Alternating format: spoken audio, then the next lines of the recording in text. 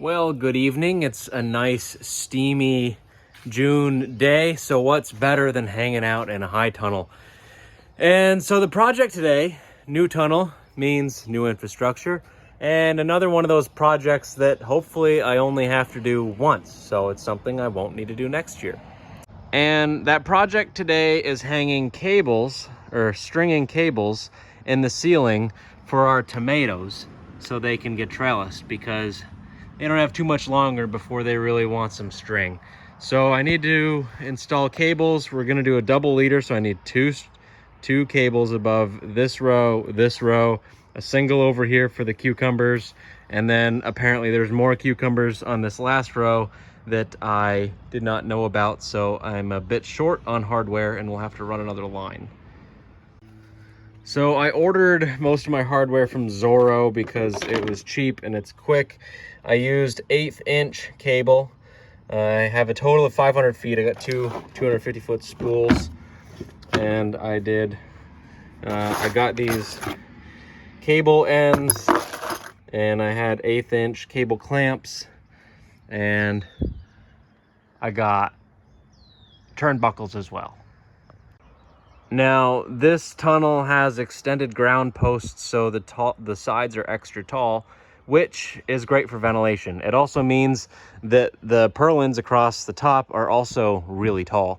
So that's gonna be a little bit harder to trellis. We'll have plenty of room for the tomatoes to grow, should we want to. But part of the problem came in with those don't line up with any framing over here. So I could have installed a whole bunch of framing to connect things to, but I didn't really want to. And it's not exactly high tensile wire, or it doesn't need to be. It just needs to support the weight of the tomatoes, which is quite a bit. But my thought being is that they just need to be tensioned, not necessarily tight or taut.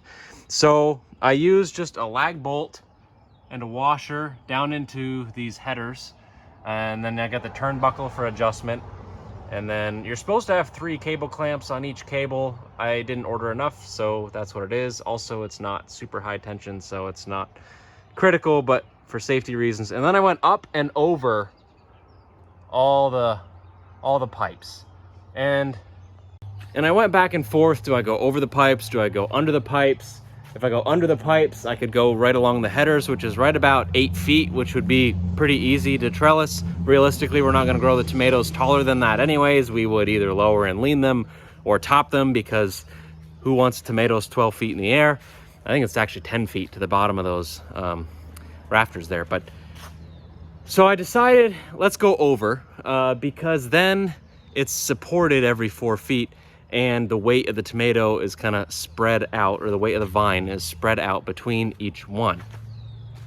So that's what I did there. So it's connected on each end, and then it's kind of, if it droops in the middle, like, that's totally okay that it droops.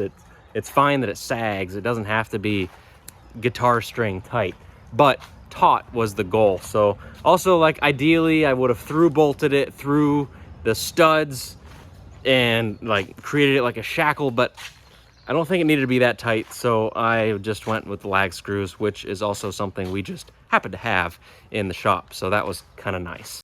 So that's why you see the cables come across the top and then down, because that is where I had existing framing. And so here I just used a lag bolt and a washer and a cable end and tied it off there. And I think that'll work just fine. We'll let you know if it doesn't. But so I got 2 cables run across each of these tomato beds, and I got one more here for the cucumbers that will need to be tied off, but I needed more cable clamps to do that. So I ran it out while I had the cable out tonight, but I'll have to attach that later. So there are all kinds of ways to string tomatoes. In our other tunnel, we use old aluminum irrigation pipe that's up in the rafters, and that works good, and we tie off string to that. But I wanted to save that for its intended purpose, and so I invested in cabling this year for this new tunnel. The cabling also doesn't cast quite as much shadow. It's less light disruption, so therefore you're letting as much light come into this tunnel as you can, which is ideal. So little bit less visual clutter, a little bit less sunlight blocking, and should be sufficient with the way I installed it. We'll see how it goes. Thanks for watching.